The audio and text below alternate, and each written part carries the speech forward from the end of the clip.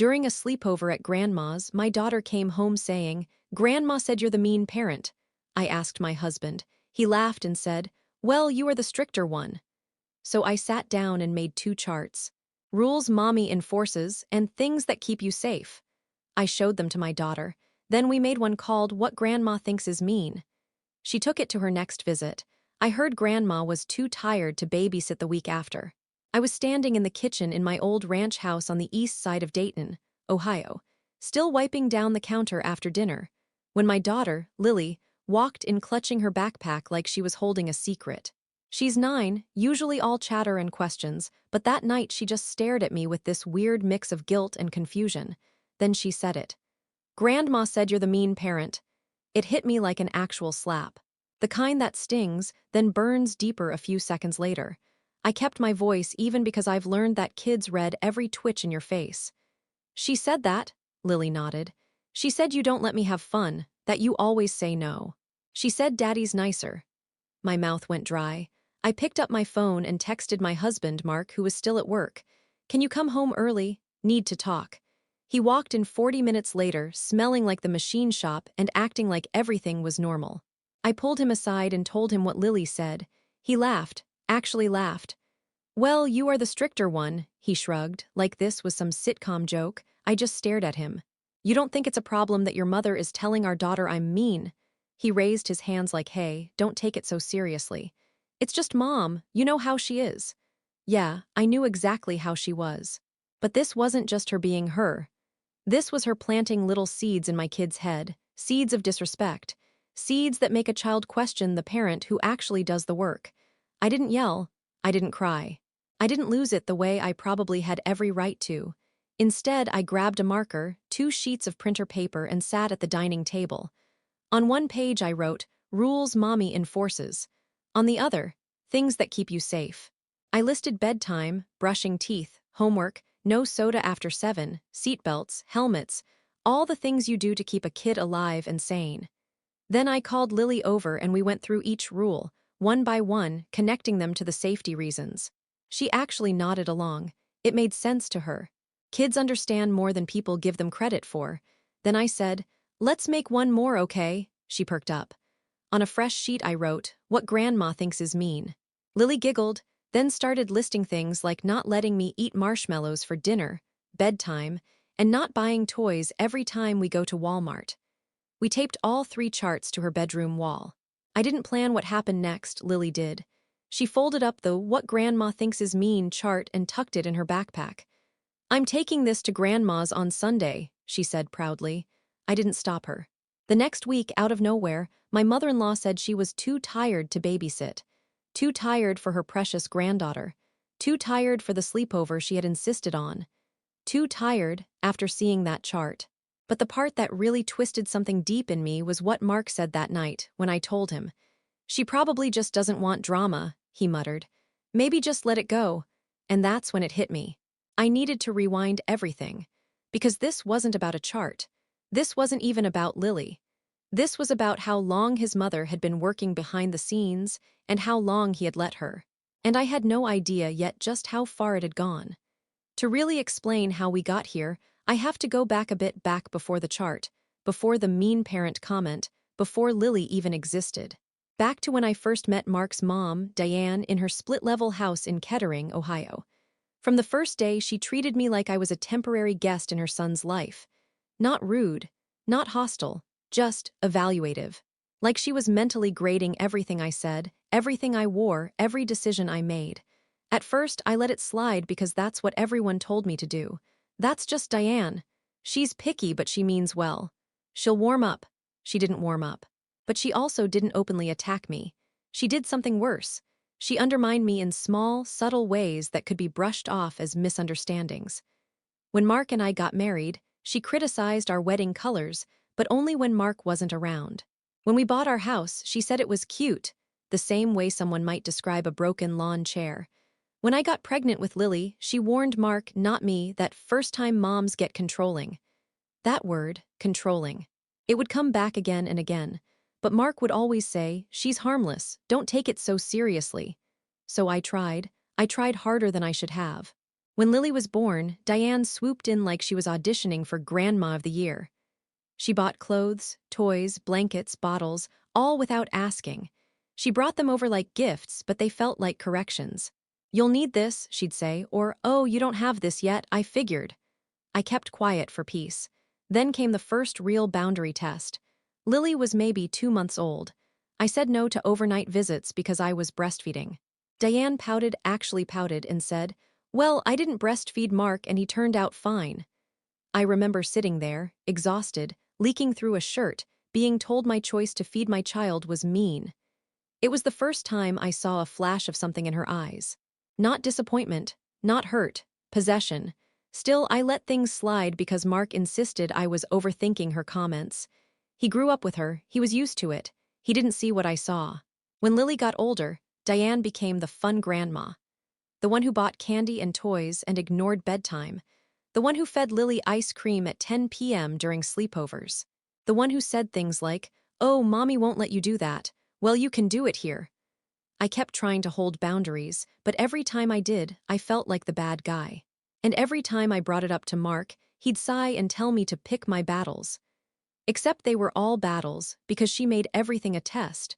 By the time Lily was 8, I noticed something new. She started comparing me to Grandma, not in a malicious way. Kids don't do that intentionally. But she'd say things like, "At Grandma's I can watch movies whenever I want," or "Grandma says I shouldn't have to clean my room every day." And every time she said "Grandma says," I felt a little ground crumble under my feet. But it wasn't until the sleepover, the one right before she told me Grandma called me the mean parent, that something really shifted. That Sunday night, when Lily came home, she was sticky with sugar, tired, and wired at the same time. Diane had clearly let her run wild. I remember brushing Lily's hair and thinking, something feels off. Like Lily had heard something she didn't know how to repeat, but I didn't push it. I didn't know yet that Diane had been planting seeds for months, and that Mark had known more than he ever told me. I was about to find out exactly how deep the roots of those seeds went. The week after Diane suddenly became too tired to babysit, things in our house felt off. Not loud or dramatic, just this quiet tension humming under everything. Like everyone knew something I didn't. Lily kept asking, "Is Grandma mad at me?" And I kept reassuring her, even though I wasn't sure myself. Mark, on the other hand, acted weirdly neutral, too neutral. He said things like, "Mom's just overwhelmed, and let's not make this a big deal." But his eyes kept darting away from mine when he said it. He knew something. I just didn't know what yet. Then little things started happening. First, Diane stopped texting me directly. Normally, she'd send random "How's Lily?" messages or passive-aggressive check-ins. Now she texted only Mark. And he never volunteered what she said. Second, Lily came home from school one day and said, "Grandma told me Daddy shouldn't let you make the rules all the time." She said it so casually, like reporting the weather. I froze. "Sweetie, when did Grandma say that?" "Last sleepover," she shrugged. "She said Daddy is nicer and he should make more choices." My stomach dropped. Diane wasn't just undermining me in general, she was pushing Lily to see Mark as the authority and me as the obstacle. Third, Mark started pushing back on things he never cared about before. "Do we really need a strict bedtime? Let her have some soda. It's not the end of the world. Do you have to make everything a rule?" Every question felt like someone poking a bruise. But the real escalation happened the day I found the texts. It was late, around 11:30 p.m. Mark was asleep. His phone buzzed on the nightstand, and I swear I wasn't snooping. I glanced over because it was loud. I thought it might be a work alert. But the notification preview said, "Mom, I told you. This is exactly what I meant. She's controlling Lily now too." My heart actually skipped. I opened the thread. What I read made my hands shake. She'd been texting Mark for weeks, maybe months, saying things like, "You need to step up or she'll control that child's whole life. Lily prefers your way, let her. Don't let her shut me out. I know you don't want to admit it, but she's too strict. Lily will resent her. A good father doesn't let the mother dominate everything." Dominates, controls, mean, strict. All the words Diane had flung at me while smiling politely to my face. But the part that hit hardest was this message, sent 2 days before Lily brought home the mean parent comment. "You need to remind Lily that you're the parent she can trust. She shouldn't always run to her mother. That's not healthy." I sat there in the dark, phone glowing in my hand, reading it again and again. Not healthy, for Lily to trust me. That was the moment something snapped. This wasn't grandma spoils her grandkid. This wasn't harmless meddling. This was targeted, intentional, and coordinated with Mark even if he didn't realize it. I didn't wake him. I couldn't look at him. Because if this was what she was saying in messages, what had she been saying in person? What had she been saying to Lily when no one else was around? The next morning, I confronted him. He went pale. He tried to explain. He said he didn't want to stress me, that he knew his mom was being dramatic, that he just ignored her messages. But I had read enough to know that wasn't the whole truth. Because there was one message, one short, horrible line that he hadn't ignored. He had replied, "You're right, I'll talk to her." And he never did. The morning after I found the texts, I didn't yell. I didn't slam doors. I didn't even cry. I just sat across from Mark at our kitchen table, the same table where I'd made the charts with Lily, and waited for him to stop pretending he didn't know why I'd asked him to sit down. He kept rubbing his hands together, eyes shifting everywhere but toward me. "Look," he said finally, "my mom she worries, that's all." I slid his phone across the table. "Read the last week of messages and tell me that's worry." He didn't touch the phone, so I opened the thread myself and read the worst ones out loud. His shoulders tightened with every word. When I finished, he whispered, "I didn't think you'd find that," which told me everything. He hadn't been trying to shield me, he'd been trying to avoid consequences. I asked him flat out, "Why didn't you defend me to her?" He winced like the question physically hurt. "Because," he said, "it's easier to just let her talk. She gets upset when people push back." I stared at him. "So you let me take the hit instead?" He didn't answer. I felt something colder than anger settle in my chest. But that wasn't even the twist. Not the big one. That came 10 minutes later when I said, "This isn't the first time she's tried to push me out of something, is it?" He hesitated. "Too long." And then he said quietly, "No." The world actually tilted for a second. He admitted that Diane had been complaining about me not for months but for years, not little comments. Full-on, behind-my-back rants. "She said you're too protective," he said. "She said you don't trust her. She thinks you," he stopped there, like the last one was too harsh to say aloud. "What? She thinks I what?" He swallowed hard. "She thinks you're trying to turn Lily against her." For a second, I forgot how to breathe.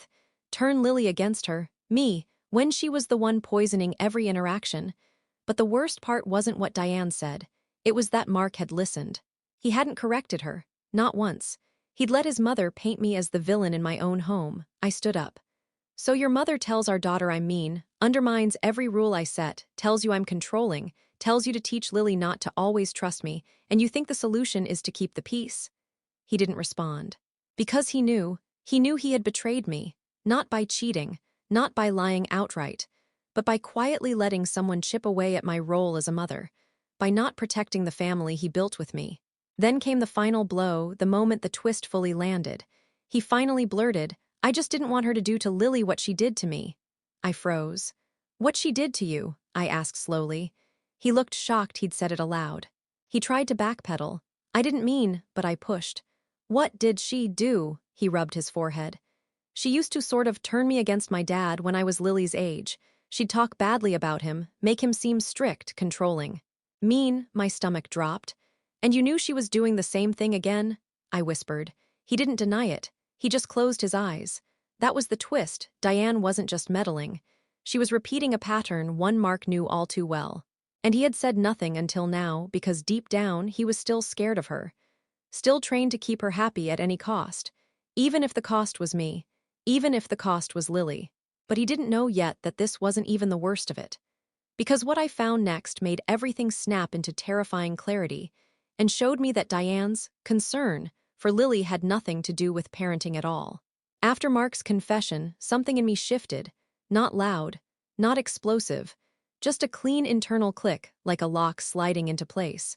For years I had been trying to keep Diane at peace, keep Mark from shutting down, keep Lily protected without making anyone uncomfortable. But now I understood the truth. Diane didn't want peace. She wanted control. And Mark, he was still the little boy dancing around her moods. So if I was going to protect Lily, I was going to have to do it without the illusion that we were all on the same team. That night, after everyone went to bed, I sat alone in the living room with the glow of the TV on mute. I replayed everything Diane had ever said. You're too strict. Let her have fun. Kids need freedom. A mother shouldn't be so controlling. Every word looked different now. And then it clicked, the next major piece of the puzzle. Something I hadn't thought about in years. There was one time Diane had asked to keep Lily for a full week.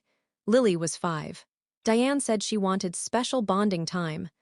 I had said no, politely, because Lily had preschool and because a week felt like ripping her out of routine. Diane's reaction back then had been way too big for the situation. She cried. Cried over a preschooler not staying with her for 7 days. She told Mark I was suffocating Lily. She told her sister I was overly attached. She told me I was robbing Lily of family. At the time, I thought she was just dramatic. But now, after Mark admitted what she used to do to him, I realized that week-long sleepover wasn't about bonding. It was about access. Unrestricted access.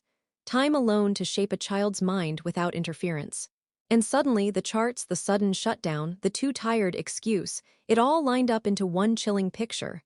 I didn't sleep that night. I planned. Step 1, documentation.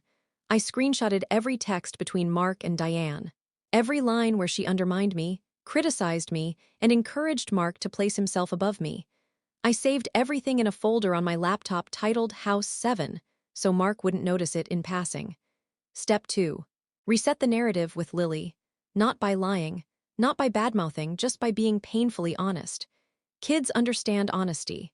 The next afternoon, I sat Lily down and said, when grown-ups say things about each other, sometimes it's not true. Sometimes people let their feelings change the story. She nodded slowly, watching me with those big, careful eyes. Is Grandma mad at you? She asked. I think Grandma is confused, I said softly. And when grown-ups feel confused, they sometimes say things that aren't fair, she swallowed. Like when she said you're mean, I nodded. Yes. Are you mad at me for telling you? No, I said immediately. I'm proud of you for telling me. Her shoulders relaxed. And right there, I made a decision. Lily would never again feel torn between me and Diane. I would not put that weight on her the way Diane put it on Mark. Which led to step 3, boundaries, written, explicit, undeniable. Not verbal boundaries. People like Diane pretend they forget those. I drafted a message, a long, calm, airtight one that laid out the household rules for Lily, the expectations for all caregivers, and the non-negotiable requirement that both parents' authority be respected. I didn't send it yet. I was saving it for maximum impact. Step 4, deal with Mark. Because if I didn't get him out of Diane's gravitational pull, nothing would change. This wasn't going to be a screaming match. That never works on someone who's been trained to freeze around conflict. I needed him to see the cost of his silence. So I asked him one question that stopped him cold. Do you want Lily to grow up thinking you stayed quiet while someone tore down her mother? He didn't answer. He didn't have to. Something in his face cracked just a little, not enough to fix things, but enough to show he finally saw the damage. Step 5, the move that would flip the entire situation on its head. I planned to confront Diane, but not the way she expected. Not with anger, not with defensiveness, not with explanations. I was going to use the thing she hated most, accountability. In writing, with witnesses. But the twist, the second twist, wasn't Diane's reaction. It was what I found out the night before I intended to confront her. Something that changed the entire plan. Something that made everything Diane had done suddenly make terrifying sense. The night before I planned to confront Diane, the night before everything was supposed to shift, something happened that knocked the air out of my lungs and flipped the entire picture upside down. Mark came home late. Not suspicious late, just tired late. He smelled like welding dust and cold air, the way he always does after a long shift at the machine shop on Linden Avenue. We barely talked. Things had been tense but quiet. He kissed Lily goodnight, grabbed a shower, and collapsed into bed. I was about to turn off the lamp when his phone buzzed again. Normally, after seeing the texts, I would have ignored it. I didn't want to be that person. But the preview line on the lock screen wasn't from Diane. It was from his older sister, Jenna, the one who'd moved to Cincinnati years ago after barely speaking to Diane for most of her adult life. The preview read, "Did Mom contact Lily? We need to talk." It's starting again. A cold rush went through me. I opened the message. There was a long thread already between them, long, dozens of messages, all sent earlier that evening while Mark was at work. I scrolled to the top. Jenna. Mark, Mom just called me. She said Lily seems scared of her now. What is she talking about? Then, Jenna. She's telling the family that your wife is manipulating Lily. You need to get ahead of this. Then, Jenna. She's saying you're losing control of your household. Mark, this is exactly what she did before. My breath caught. Before, I kept reading. Jenna, you remember what she did to me, to Dad. She always starts by targeting the mother. Then she isolates the kid. You know how she works. My hands were shaking so hard I could barely scroll.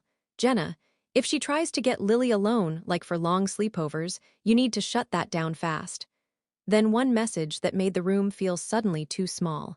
Jenna, she did this to me when I was Lily's age. She turned me against Mom for years.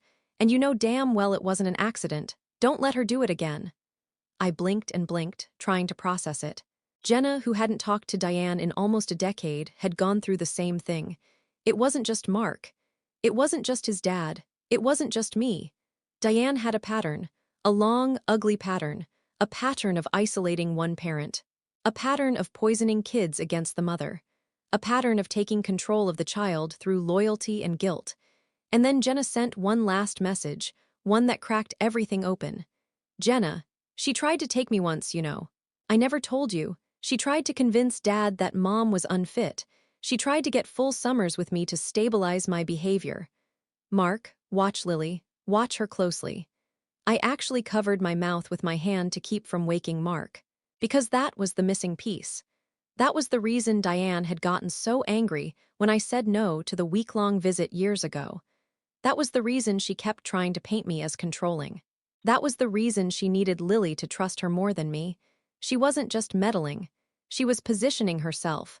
Positioning herself the way she had with Jenna, the way she had with Mark, the way she had tried with their father.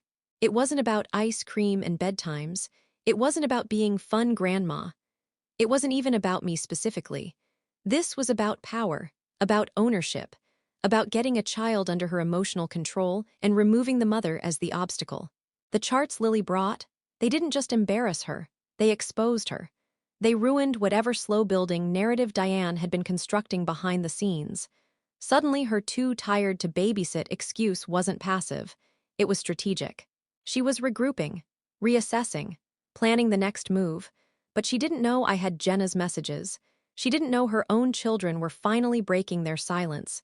She didn't know she'd lost the element of secrecy. That night, I sat in the dark on the edge of the bed, staring at the glowing phone in my hand, and I realized two things with bone-deep clarity. Lily was in more danger than I had understood.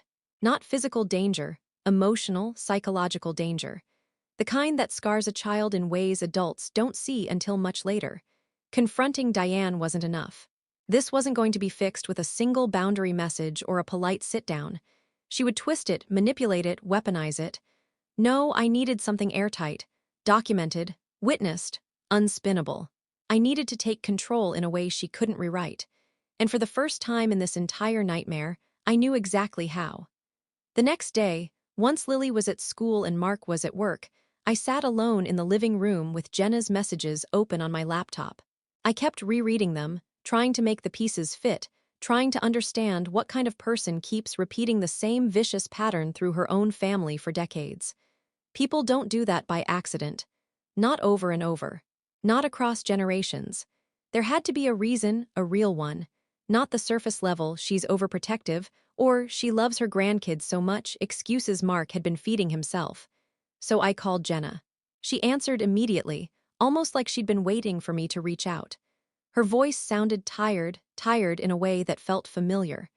Like someone who had spent her whole childhood trying to make sense of the same maze I was trapped in now. The first thing she said was, "You deserve to know what she's capable of." And then she told me everything. The truth wasn't dramatic in a movie-type way. It wasn't a secret affair or criminal activity or some bizarre childhood trauma. It was something far more chilling because of how ordinary it was. Diane couldn't stand not being the center of a child's world. Not figuratively. Literally.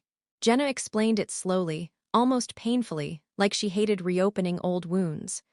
When we were kids, she said, Mom didn't want us close to each other or close to anyone but her. She needed to be the person we trusted most. And if anyone, especially another woman, got too close, she'd tear them down piece by piece. I felt a cold prickling under my skin. She started with Dad, Jenna continued.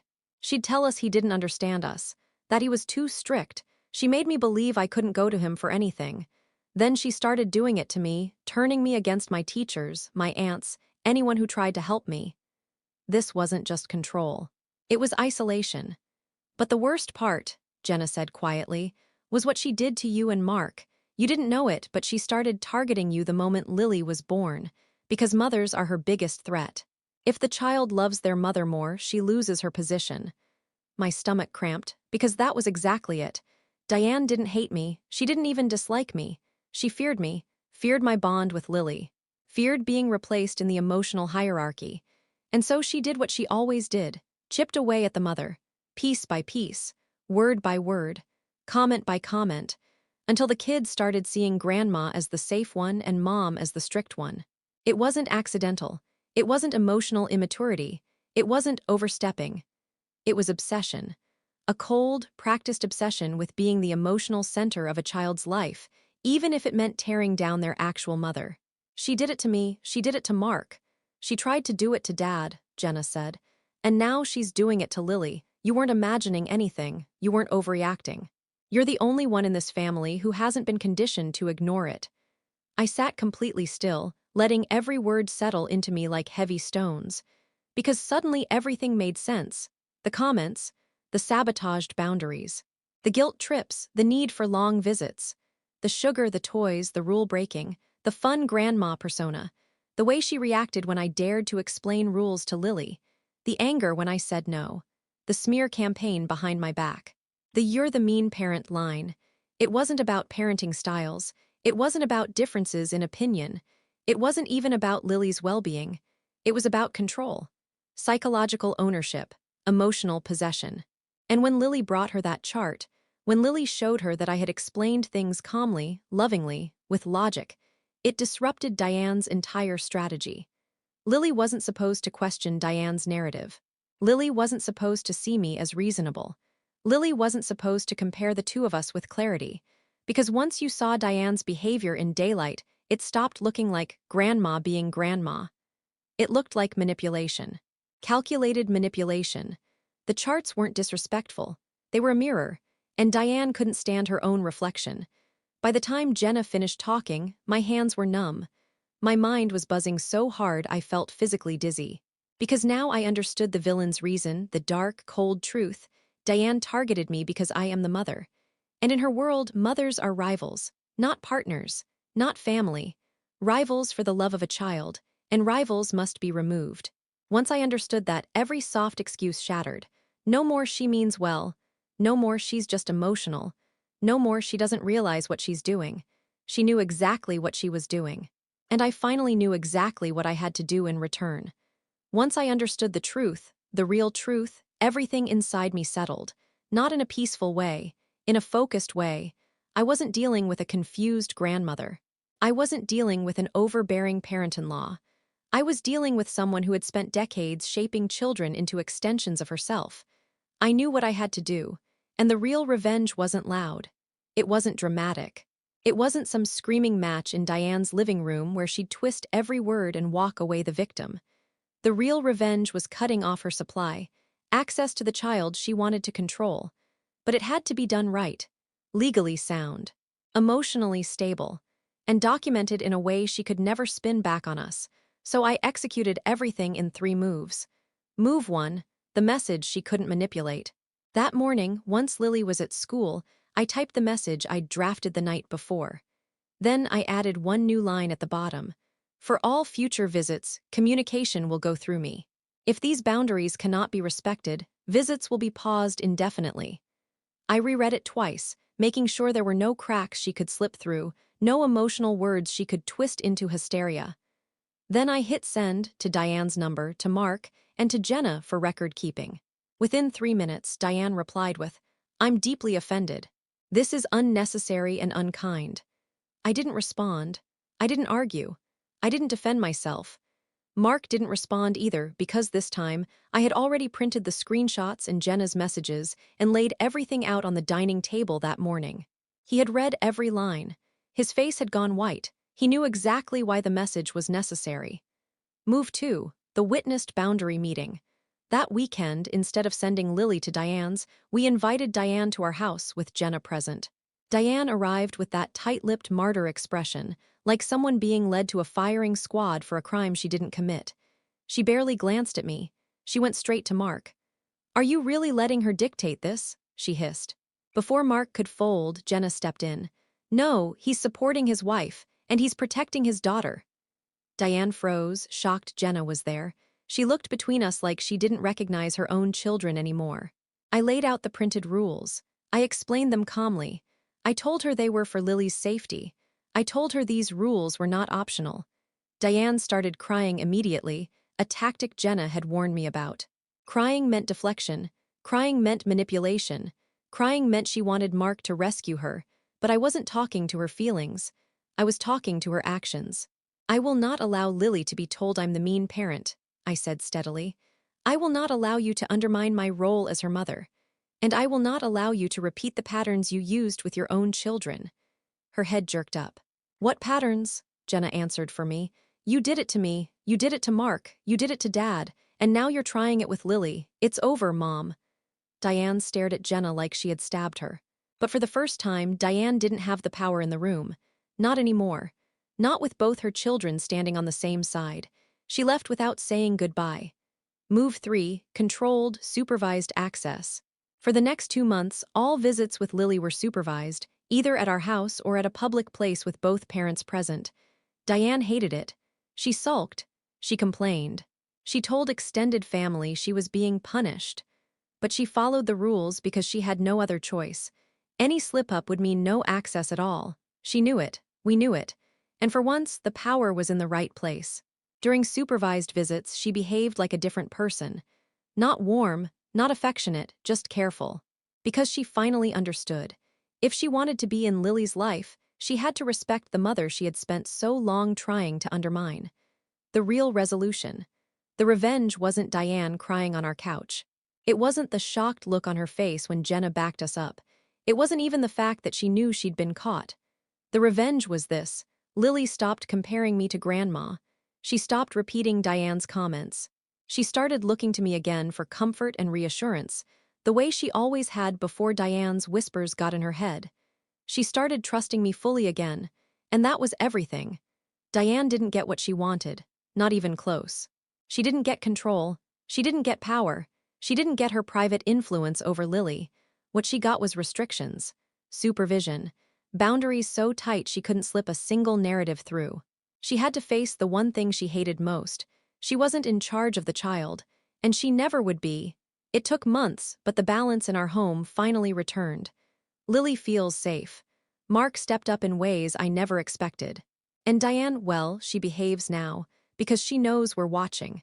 And I don't need her approval. I don't need her validation. I don't need her to like me. I just need her to understand one simple truth.